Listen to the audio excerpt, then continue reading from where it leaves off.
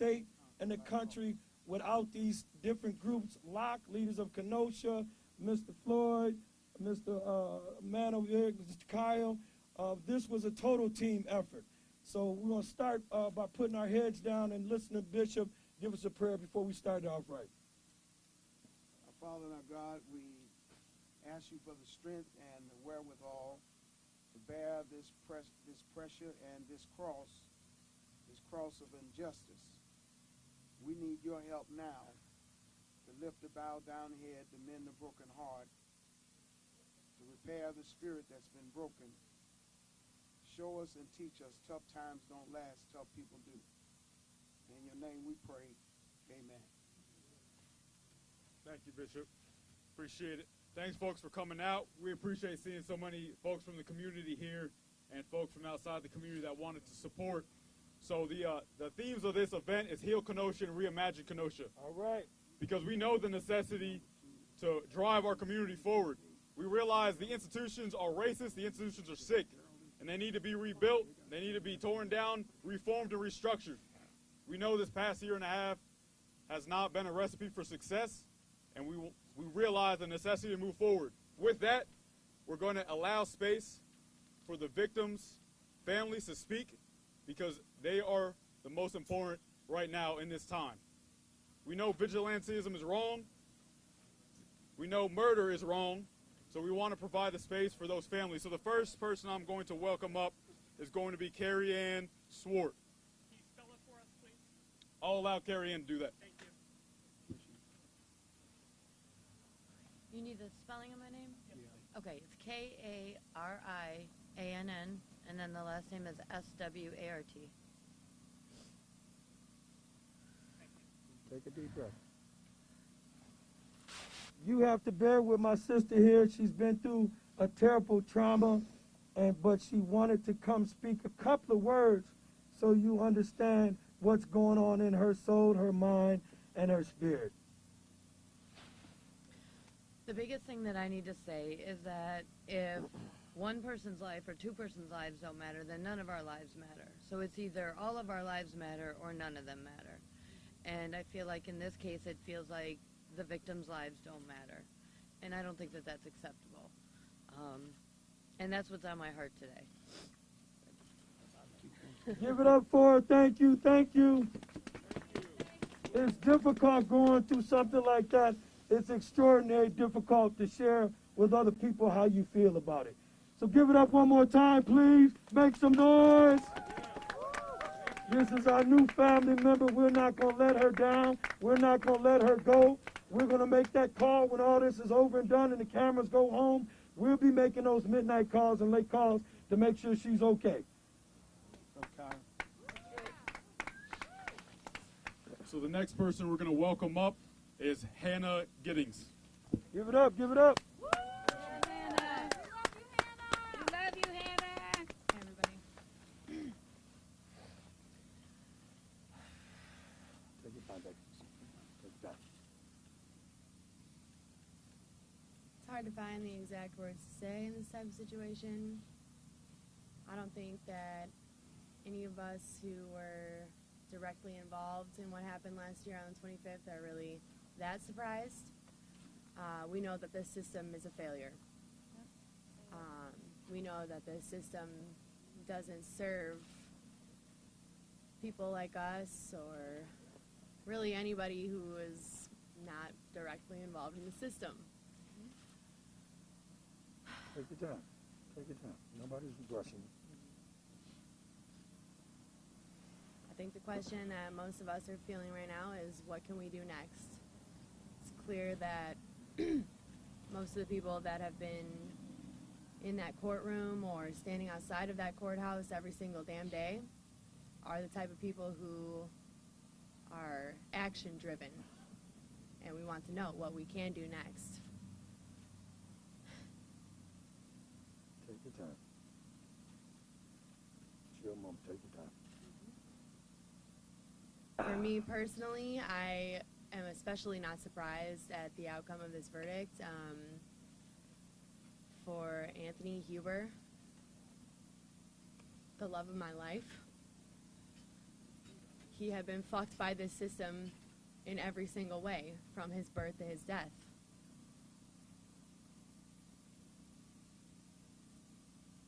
And all that we can do now is keep moving, keep jumping into action. We need to stand together.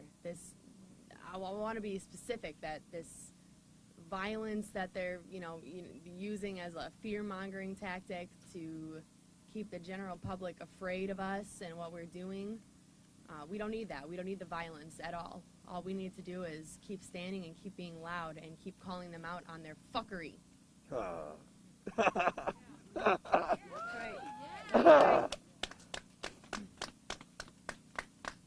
All right. I miss Anthony every single day.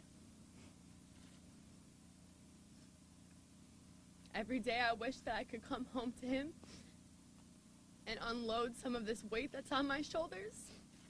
But I can't, because he's dead. And now this system is telling me that nobody needs to answer for that. And I have a problem with that. I think I've been very open in expressing my empathy for the other side of this, but that's just not reciprocated back.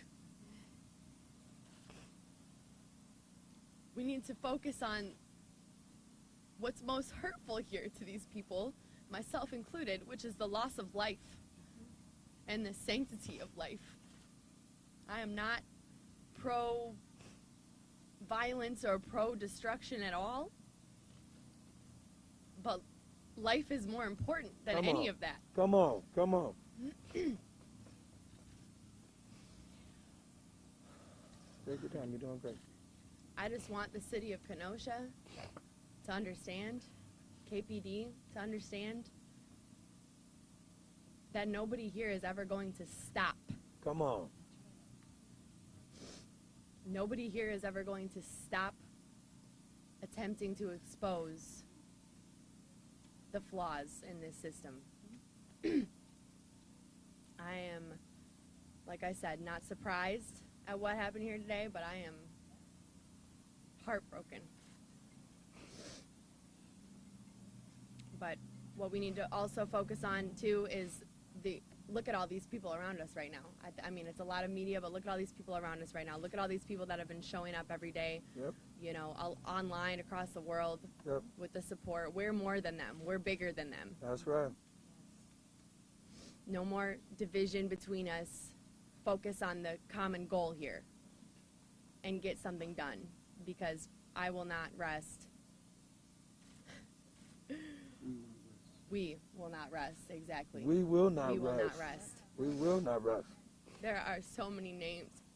The name that's most close to my heart is Anthony Huber, but there are so many names of people's families, people's loved ones. And that's what drives us to keep going. Just hold on to that. Yep. And let them know that nobody's going anywhere. Thank you so much. Can you have Hannah spell her first and last Hannah, how are you spelling your name, love? HANNAHGITTINGS. I hope you, the media, understand why we're not taking questions for the young ladies. It's just merely an opportunity for them to express themselves. For those who are around here, no justice! No peace! No justice! No peace! No justice! No peace! Who's our next speaker, Kyle? Our next speaker is going to be Dee Williams from the Revolution Club.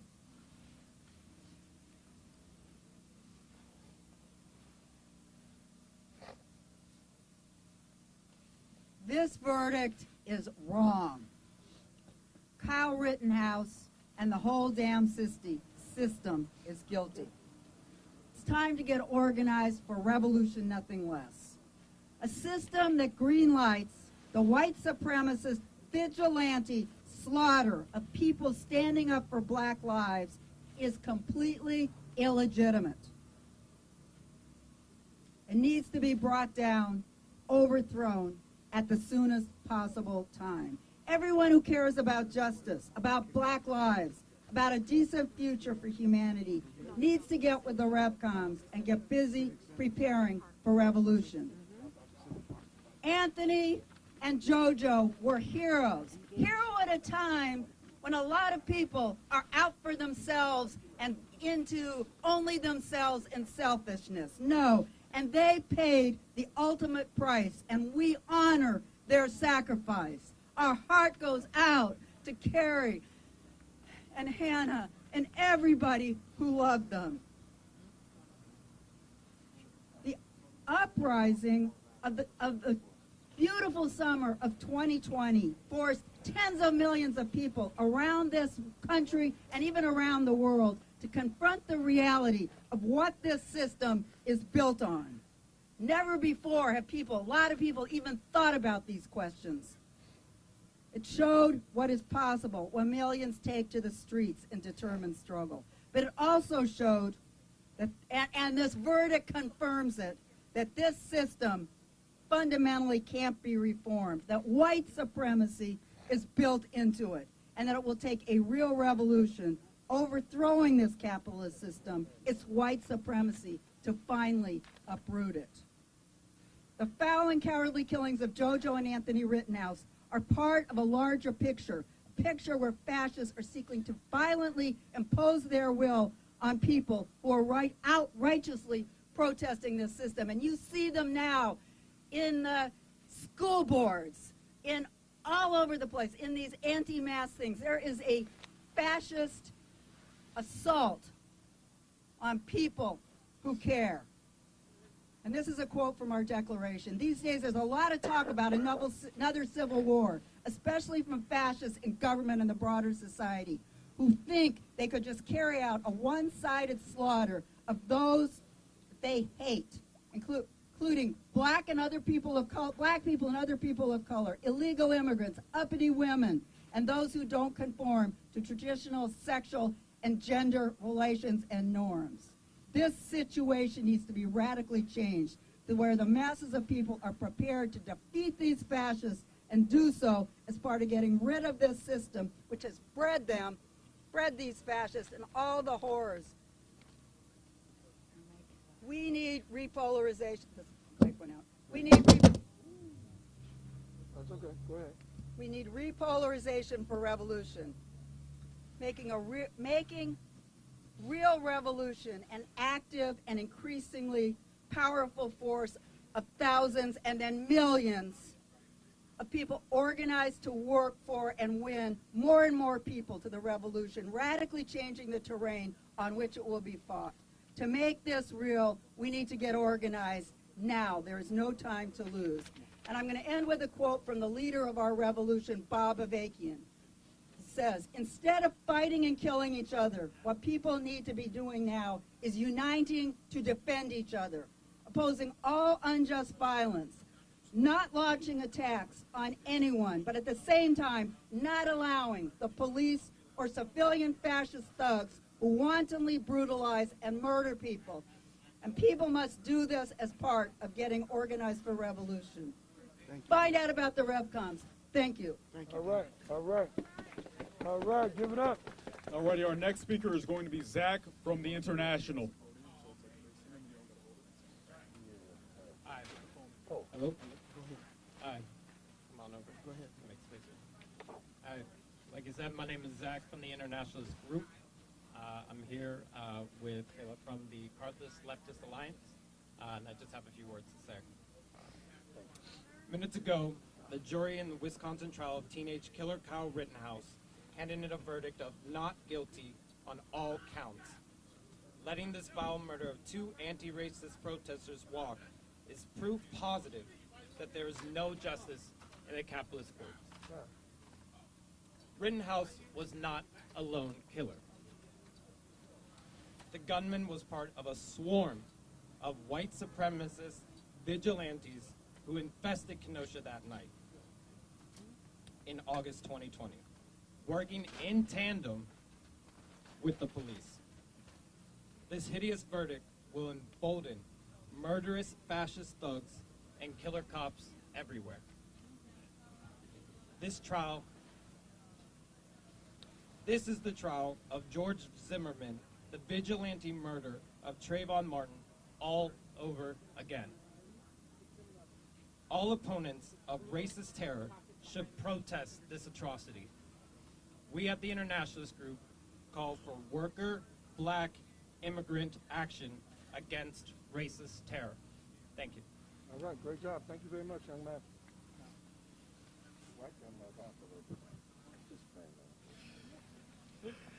All right, folks. So, like I said, my name is Kyle Johnson from BLOC, which stands for Black Leaders Organizing for Communities. I've lived in Kenosha for 2 years. And last year really put me through the ringer, not only as a black man in America, but just as a resident of this community. And we have done a lot of work this past year and a half to make strides, to heal, to reimagine what our community looks like. And we're going to continue to do that. We're going to continue to support the families of those who were slain by a vigilante. I'm not going to say his name because there's no need to uplift him. We know this verdict is wrong. We know there was never going to be any true justice out of this. True justice is two people still walking this earth, engaged, not dealing with debilitating injuries for the rest of his life. But we also need to remember what they were out there for. Come on, come on. And that was for Jacob Blake. Come on. Shot 7 times in the back by a Kenosha PD officer. Come on. Who faced no repercussions. You can't tell me that these institutions are not sick. You cannot tell me that these institutions are not tainted with racism, that are infected with a sickness that has been around since the inception of this country. So what we're here today for is a very simple call. We want to reimagine what our community looks like. Come on, come on. We want to reimagine what our community looks like. We need to heal. And when we say heal, we don't mean going back to the status quo because we saw where that got us. We mean improving. We mean progressing. Yes, sir. We mean moving forward. What does that look like? That means demilitarizing the police. Come on, come on. We do not need vehicles that are used in war zones on American streets. All right, all right. We do not need vehicles that are used in war zones on American streets. That's right. We do not need chemical substances banned by the Geneva Convention utilized on American streets on American citizens. We need affordable housing. Yes, sir. We need to address homelessness. The reason why JoJo Rosenbaum was out that night was because he had nowhere to go. And we also need to address the education system. That's right. Yes. Come on, come on. Maybe if we fully invested into our next generation of youth, then a 17-year-old wouldn't be out on the streets with a gun and kill 2 people and crippling another. We don't need that. So we were here tonight, and we will be here all night, calling for peace, calling for healing, calling for a reimagination of not only our community here in Kenosha, but also our state and also the nation. Yes, sir. Because we all know we need it right now. So for folks that are around here or in the region or in the area, swing by. We'll be here all night. We have heat. We have music. We're going to do some yoga. Yes, sir. We're gonna build community. All right, all right. Because that's what we need right now.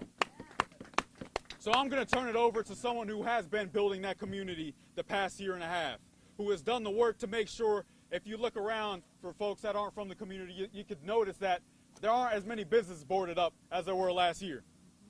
There is no fence around the courthouse. And that's due to work from folks on the ground like Tanya McLean, the executive director of Leaders of Kenosha. All right. So I'm going to turn it over to her right now. All right.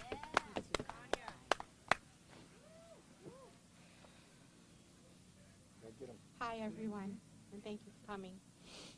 We know that this outcome is yet another example of a system that protects white violence and devalues our lives based on who we are and what we look like. We love, support, and fight alongside the Blake family, the Huber family, the Rosenbaum family, Gage Groschwitz, and the people demanding true justice and safety. We believe individuals and institutions bear responsibility for the loss of Anthony and JoJo's lives and for the trauma and harm inflicted upon Jacob and Gage, their families, the Kenosha community, and those who witnessed this unspeakable violence. We are terrified by this verdict, even as we know no verdict would have brought back the lives of Anthony Huber and JoJo Rosenbaum or changed the impact of brutality on Jacob Blake and Gage Groswitz. A verdict alone would not keep us safe. We come together to mourn the lives lost to the same racist system that devalues black lives and devalues the lives of Anthony and JoJo. We are coming together to heal the scars left by the wounds of this grief. We will care for each other and remember why we continue to march. We've been out here for way over a year in the cold, in all the elements, and as Kyle stated, we're here for the long haul. As Hannah said, we're not going anywhere. It's time that people realize what their worth is in this community. One of Locke's big initiatives is voting. We know that we need people to get to the polls so that we don't have people like Judge Schroeder on the bench. He's an elected official. We have so many racist people on our county board, in our city council, that are lockstep with the killer's mentality and the people that support him. That is no way to govern. So we're just putting everyone on notice. We're here, we're paying attention, and we're not going anywhere. And we're going to continue to fight the good fight of justice. And again, thank you everyone for coming. All right, all right.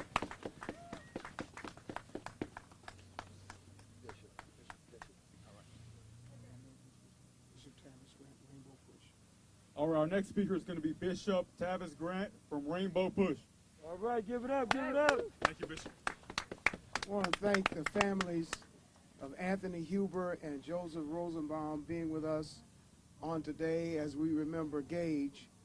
Today is a national tragedy, a national disgrace. That's right. It brings us to the remembrance of Emmett Till. When the jury foreman came out from their deliberations after deliberating 2 hours, they asked the foreman, why did it take 2 hours? And he said it would only take an hour if we didn't have to take a cigarette break. Yes, sir. We know what vigilante tactics are all about.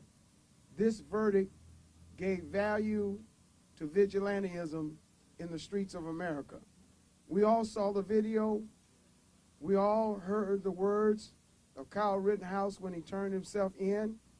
Out of his own mouth, he said he killed 2 white kids. Yes, sir. We saw him in court proceedings. We saw him when they found him after he was missing while out on bail. And this judge used incredible judiciary bias in affording him to go back out on bail after being missing on bail. We saw pictures of him socializing as an underage minor in a tavern. As a matter of fact, he took his mug shot with the t-shirt from a tavern.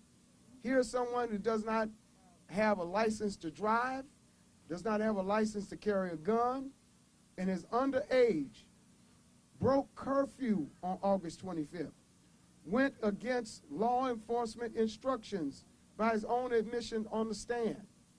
And we saw a judge who did some of the most blatant acts in blocking evidence, in chastising the prosecutor, in giving signal message, dog whistling from the bench.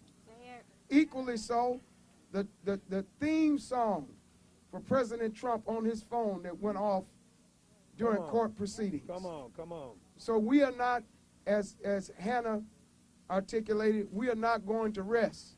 This coming Sunday, civil rights activists and organizations calling for a national day of action. We're calling for a national day of action starting here in Kenosha at 2 p.m. this coming Saturday. In cities this coming Sunday, November 21st, this coming Sunday at 2 p.m. in cities all over America, a national day of action. We'll be meeting with NBA players and NFL players for a national boycott because we're not going to sit back and take this quietly. We're not going to lie down. We're going to stand up. This is not a time for champions to lie down. This is a time for us to rise up in the spirit of those who marched and put their bodies and their lives on the line for people like Jacob Blake Jr. Yes, sir. Imagine this young man. Imagine this young man in rehab and in recovery right now, who took it upon himself yesterday to call for peace and calm and admitted out of his own mouth he had no idea who Kyle Rittenhouse was. But in a land of laws, we hold people accountable for murder.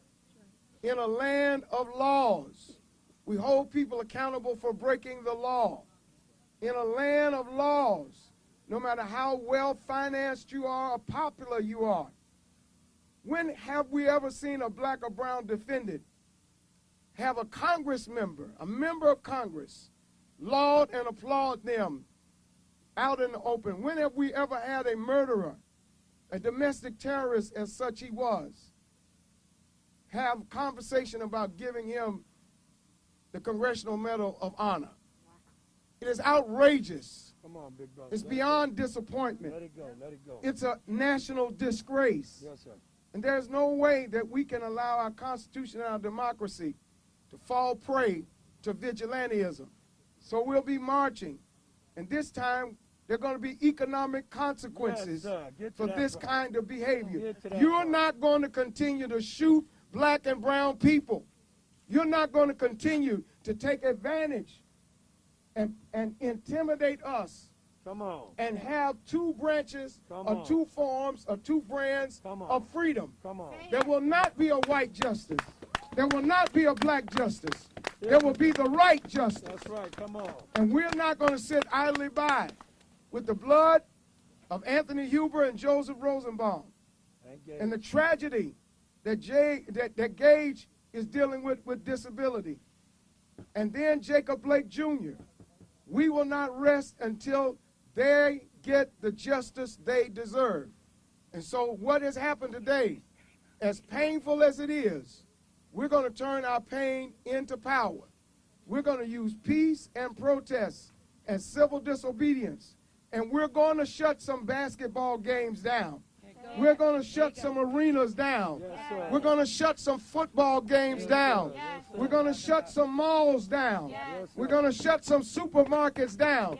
If you think there's a problem with the supply chain now, wait until this collaboration of black and white and brown dollars stop flowing during this holiday season. All hell is about to break loose in another way, in a constructive way. Because if you can finance vigilantism, we can finance civil rights and social justice. Yes, sir. Yes, sir. And so we're calling for our allies, because, as was mentioned earlier by Hannah, by Kelly, all lives matter. Brown lives and black lives, white lives, indigenous lives, LGBTQ lives, the unemployed, the homeless, those who are struggling and fighting COVID. We cannot let this moment be the moment that defines us as a nation and as a community. We are going to rise above it, and we're going to look this injustice in the face, and we're bringing a brand new form of freedom and justice to the streets of America. A national day of public civil disobedience. Yes, sir. This coming Sunday, 2 p.m. starting here in Kenosha. Let freedom ring. All right. National Rainbow Push. Give it up to Bishop. Thank you so much, Bishop. Your words always ring true in my heart. Our next speaker is going to be an activist, Vaughn Mays.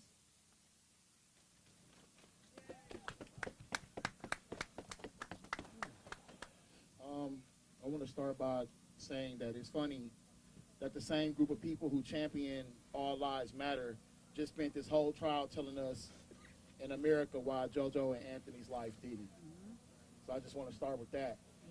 But today a message was sent to every supremacist or person who just opposes and disagrees with calls for reform, stories of injustice, and calls for equal protection, let alone equal application of the law in America for all people. You clearly told them to pick up your weapons. arm even your child, go to your nearest protest, antagonize and offend people. And if they react, armed or unarmed, say you fear for your life and you can shoot them without reprimand.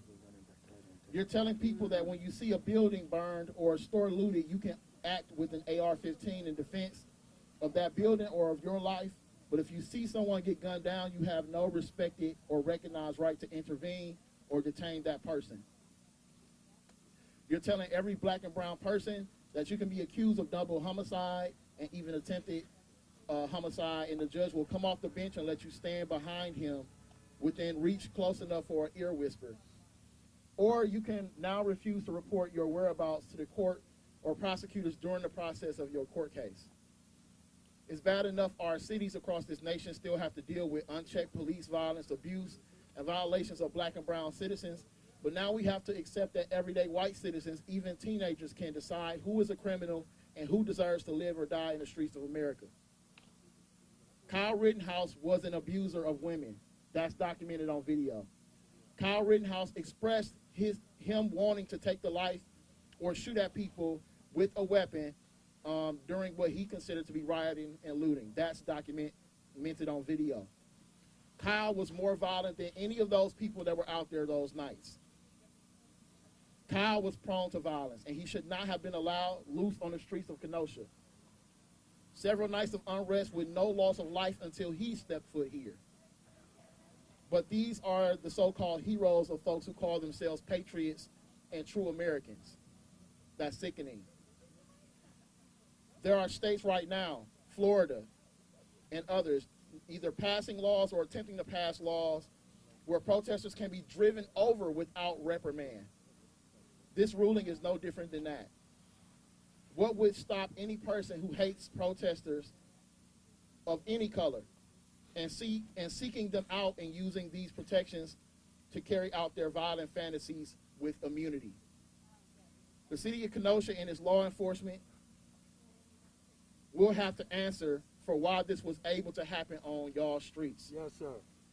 Why are militia claiming law enforcement conspired to send protesters their way for them to take care of the protesters? Why were there strategies in place for protesters but nothing in place for armed militia members? Some who clearly organized online making threats and comments that showed intent to come here to cause harm. The loopholes in these state laws that are clearly in place for some folks and not others need to change. Let's be honest. What would happen if we put assault rifles in the hands of 17-year-olds from Milwaukee and sent them to the nearest suburb claiming that they were there to protect anything? What would happen? This has been January 6th all over. Come on. We all know that had that been BLM or even Antifa, what the result would have been. But this country continues to show the divide that does not need to be created, but that has always been there. And until that divide is addressed and fixed, we will always end up right where we are. Martin Luther King said riots are the language of the unheard. And y'all are still not hearing us. Come on. Fix the reason folks have to take to the streets to begin with, and then you won't have to worry about the loss of property, and we won't have to complain about the loss of our lives. Thank you. Give it up, give it up. Give it up for Bomb Milwaukee. All right, I want to lead folks in a chant real fast before I bring up my next speaker. Come on. So what are we going to do here? We're going to reimagine Kenosha. Reimagine Kenosha. Reimagine. Reimagine Kenosha. Reimagine Kenosha. Reimagine Kenosha. Reimagine. Kenosha. I wanted to make sure we're remembering why we're here. So I want to also say their names. Anthony and JoJo. Anthony and JoJo. Say their names. Anthony and JoJo. Say their names. Anthony and JoJo. That's right. And Gage. That's right. The next speaker we're going to bring up is a former school board member for Kenosha Unified School District and activist and organizer, Kyle Flood. Hi, I'm Kyle Flood. I'm a former school board member. It's KYLEFLOOD. I'm going to be brief today. I knew Anthony Huber, went to high school with him. Absolutely phenomenal person. I didn't know Joseph Rosenbaum. I don't know Gage, but they're both phenomenal people. They're both heroes. all of them are heroes. And that's what I'm here to share today, is that these are heroes that we need to remember as heroes, and we won't stop saying that. Today, because of this verdict, we turn a page, and we start a new chapter here in Kenosha, a chapter where we start to reimagine what Kenosha looks like. Come on. We reimagine a demilitarized police, where people never have to start a riot, where people never have to go out and be street medics, where even Kyle Rittenhouse feels that he doesn't have to go out and guard buildings. We reimagine a Kenosha with a better education system that actually teaches financial literacy, that actually teaches real history curriculum, that actually teaches people what they need to know so that we don't have more Kyle Rittenhouses out on the street. And we reimagine a Kenosha where everyone can find housing, can find mental health services, and can find the things they need to succeed in life. Yes. This is a brand new day for Kenosha. Yes, sir. This is a day of imagining something new, and that's what we're doing. So that's the message I want to share with everyone. We are reimagining, we are moving forward, and we're doing it in honor of Jacob Blake, thank you. In honor of Anthony Huber, in honor of Gage Groskowitz, and in honor of Joseph Rosenbaum. All right. Thank you. Thank you so much, Kyle. Our next speaker is going to be the president of Breaking Barriers Mentoring, Sedan Smith. All right. Give him a round of applause, y'all. Come on up, Sedan. That's youth chapter president of Breaking Barriers Mentoring, Inc. My name is Sedan Smith. That's SEDAN SMITH. I'm the brother of Seville Smith, who was killed by a Milwaukee police officer in 2016. What I'm here to do is I'm here to say, basically, a cry from us is a cry for help. A cry from us is a cry from America. Come on. A cry from us is supposed to represent a cry from you all. A cry from us is a cry for humanity. Come on. A cry for us, it's a cry for equality. A cry from us, it's a cry for justice. Yes, sir. Today, the scales of justice was weighed in the hands of the oppressor. Come on. The scales of justice did not serve to be equal today. The scales of justice did not prove that equality exists here in America today. The scales of justice weighed in the hands of the American conquerors and the oppressors of the people. We, as Americans, in this state in which you claim us to be Americans, have not been treated equally at all. The scales of justice have always been weighed against us. If Kyle's name was Kendrick or Cadell, come on, we wouldn't be going through this. Come on. If Kyle had been black, we would not be going through this. The trial maybe would have been over in a day, but it would not have been a fair trial. So what you're saying is that even though Alvin Cole ran with a gun, it's justifiable that he should be gunned down. And Kyle, who ran with a gun, an assault rifle, had the right to do that, justifiably. I don't see the difference in the two. Alvin Cole didn't have a criminal history just as well as Kyle didn't. The age, 17. The difference in that was that in fear for Alvin in his life, in his thought process of him running, that's all he was doing, running in fear. The difference in that when Kyle was running, he was running with an intent that if, even though he got scared, he was going to use that firearm. We have to create the scales of justice to prove that there is equality here in America.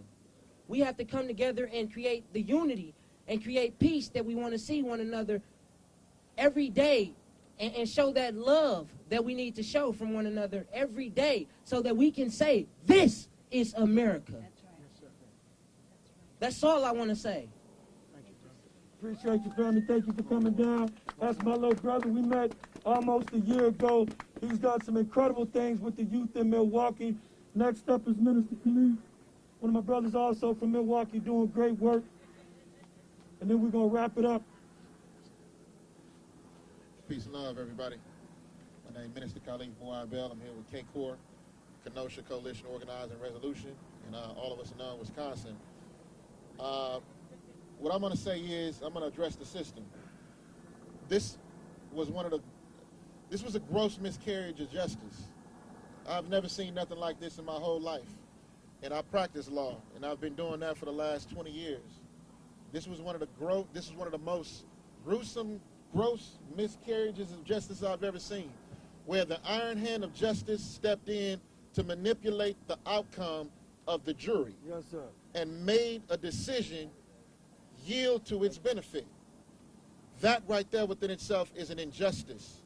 When you throw away the people because they were criminals, they called them criminals and rioters, then you got rid of the guns, you made sure you dismissed that. What was the jury deliberating about? Right.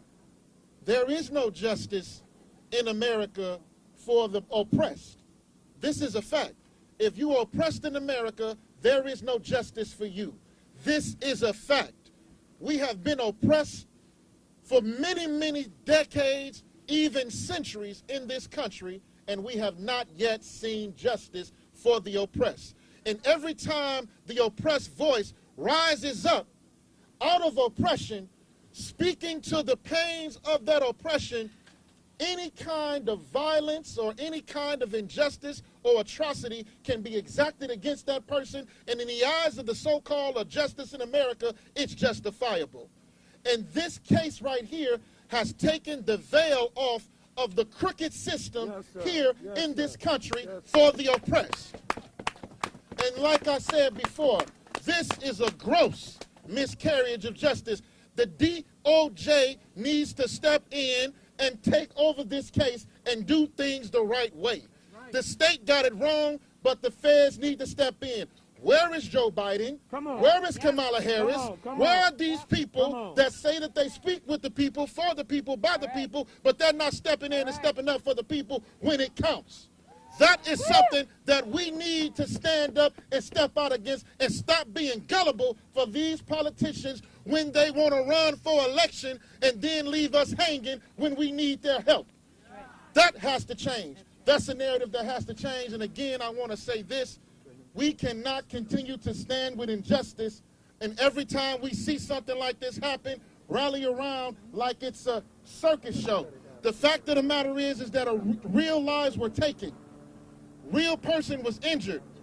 And the first person life that was taken was very intentional. And that was very, very, very known. And the man got up on the stand and said that he did it. And he still walked away free after 10 charges were dropped against him. That within itself is an injustice. So when people say that they don't believe in a system, we don't believe in a system, and we got proof today. No justice. No peace. No gain. Assalamu alaikum. Good afternoon. Justin Blake speaking. The brother of Big Jake and the uncle of Jacob Blake was shot 7 times in his back in front of his children by Officer Shesky, that still is paralyzed to this day. Imagine this. We're in Kenosha after trial, and the prosecutor that would not prosecute the police officer that shot little Jake half-ass prosecuted somebody that murdered 2 people. Imagine that. He had his hands all over Jake's case and how it was moving. We haven't heard him squeak like a mouse. He said nothing over. This is the most historical case in this city, and we've heard nothing from him. This system was played out, and the world could see it was guilty as hell. Number one, they didn't take into account the pictures of the young man prior throwing up the Proud Boys sign, and the young man in the bar throwing up the Proud Boys sign after the murder of 2 people and Gage being harmed. Then there was a video that said he couldn't wait to shoot somebody. I'm a bad man. I grew up in the streets of Chicago. I've said a lot of things, but I've never said I couldn't wait to shoot somebody. I might beat you down, but I've never said out of my mouth I couldn't wait to shoot somebody. And then 30 to 40 days later, he actually murders 2 people and harms Gage, the 3rd one. I mean, so much was removed from this case that if you were framing out a house and you put a roof on it, the damn thing would come tumbling down. So not only are we standing here today letting you know, we're not asking, we're demanding that Jacob Blake's case be reopened. That's right. That Jacob Blake's case be reopened. That Jacob Blake's case be reopened. That Jacob Blake's case be reopened. We turned a red state blue. We marched from Kenosha, Wisconsin to Milwaukee. And every African-American community that heard our voices plead for justice for little Jake, believe in the Blake family, and we're not going to be nobody's sucker. We were understood that when Vice President Biden came down there and spoke to my brother and the rest of the family, that he was going to exact change on behalf of little Jake and make sure things are okay. But what actually happened was the DOJ, under a Democratic president, said it was okay to shoot a young man 7 times in the back in front of his 3 children, paralyzing them to this day. And I'm telling you, Joe Biden, we're coming for you. Sister Harris, we're coming for you. We're not going to stop. There's not going to be a place you can go that we don't show up. They betrayed the Floyd family, and I just got off the phone with 2 of them the other day. They betrayed the Taylor family, Bianca Austin, that runs around this country with my brother Big Jake, the aunt of Breonna Taylor, believed in this people that we would help them get elected. So once finally African Americans would get what they were looking for. But let me share something with you, brothers and sisters. We built this country. Say that. We built this country. We built this country. 300 to 400 years of slavery made this the richest country to this day in the world. And I'll be damned if you're still talking about if African Americans got the right to vote.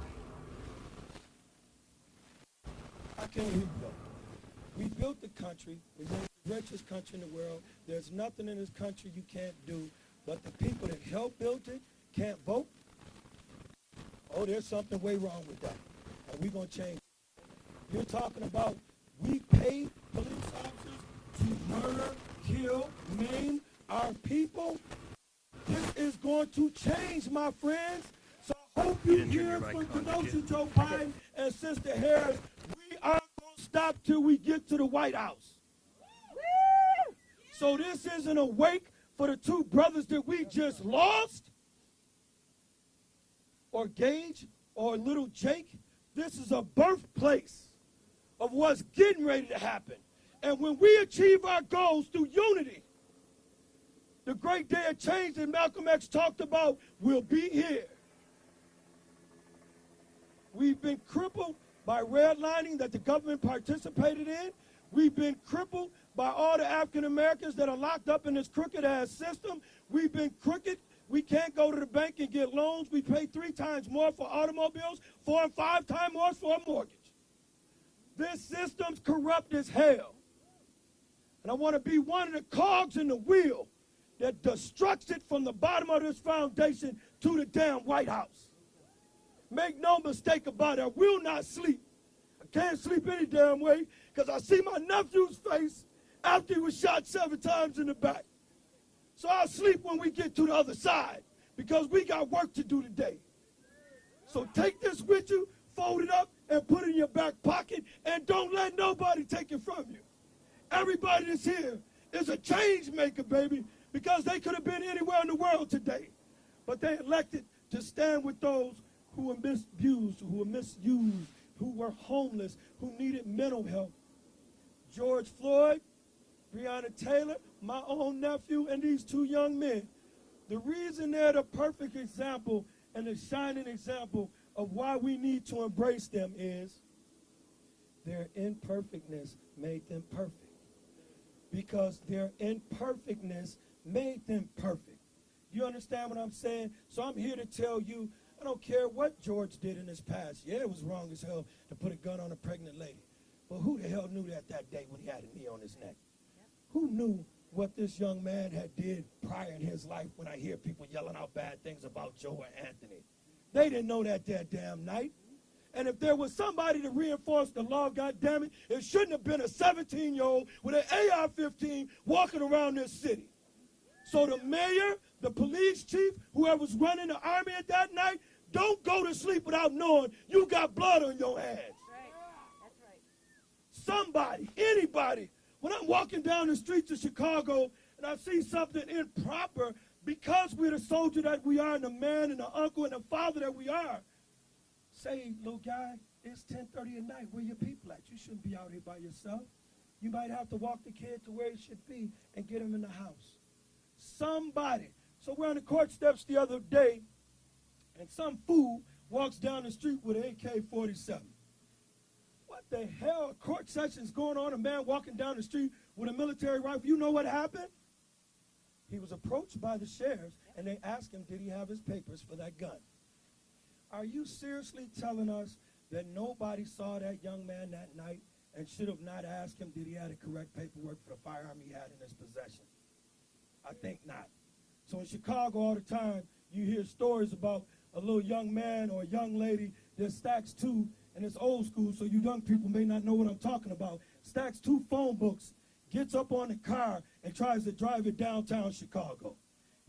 He or she is pulled over pretty rapidly because clearly you can see this is a 7 or 8 or 10-year-old that shouldn't be behind the wheel. Nobody should let the city fathers off for not recognizing a 13-year-old with an AR-15 running down Sheridan. So for all those people that are elected in office now, Sam Cooke says change is going to come. Change is here. Your time is limited. Go find something, another occupation or a hobby. Just like we coming for Biden, we coming for you. We're going to be here, and I'm going to stay involved with this community to help make that change. When I'm in Chicago, we work with Midwest Coalition to Stop the Violence. So what is that? That's black-on-black crime. So don't throw that in my face. We got crime going on in our own community, because we're in Chicago. I'm working with the Midwest Coalition, who is well known all around the city and gets results to do what we do. We've connected with LOC, leaders of Kenosha here, and Kenosha and other individuals and organizations, and they are foaming at the mouth like a greyhound dog before they let the cage up, because they just can't wait for more action. We are far from over, ladies and gentlemen. We thank you for coming. We've got work to do. For those who are here that rally with us, please, please, when you ask somebody how they're doing, wait to get the answer. Check your friends and family's mental health. Eat properly. Whoever you pray to, whether it's Allah or somebody else, get close to who you believe your creator is. Because we have just saw the firing shot of war. War against those impoverished. War against those who are African Americans. War against women. War against minorities. Why? They keep saying, why do we keep bringing race up? Shit, why do they keep bringing race up? This young man's bail was paid by the Ku Klux Klan, by skinheads, by Proud Boys, and I'm not going to name no more to give him some damn juice. So what I'm saying is his ideology was so that they speak out of their mouth every day. That's why you parents at home need to watch who the hell your kids are hanging around. Put the weed down, put your drink down, stop going out, put the damn phone down, and tend to your children. Because we got work to do. So I want y'all to please, thank you for coming. We got food over here. I know y'all got to get out of here because y'all got deadlines, but I want you to know that flag that's to my right over here is going to unify our people from Africa, the red, black, and green, the Haitians, the Nigerians, the Ghanaians, the African Americans, Pan-Africa, all around this world. When we move, we'll make an earthquake, and you better be ready. For our white brothers and sisters that stand with us, don't stop. For our white brothers and sisters that understand our plight, if you know my big brother Fred Hampton Jr., before Fred Hampton Jr. died, he gave a large chunk of money to some Appalachian whites. He gave another large chunk of money to some Hispanic brothers and sisters, and gave another large chunk of money to another outfit. They were the original Rainbow Coalition. And the coalition that we get ready to put together with my big brother Jake, Bianca Austin, the Floyd family, the people that play basketball, the people that make rhymes that y'all listen to, are all on one plane now. So please stay tuned, because big change is coming. Big ups to the red, the black, and the green. Unity now, one Africa. Thank y'all for coming. Thank you so much. Thank you so much. So like Justin said, we want to thank folks for coming. We realize August of last year showed one thing. It's that the system doesn't work. We saw the system try to extinguish black life.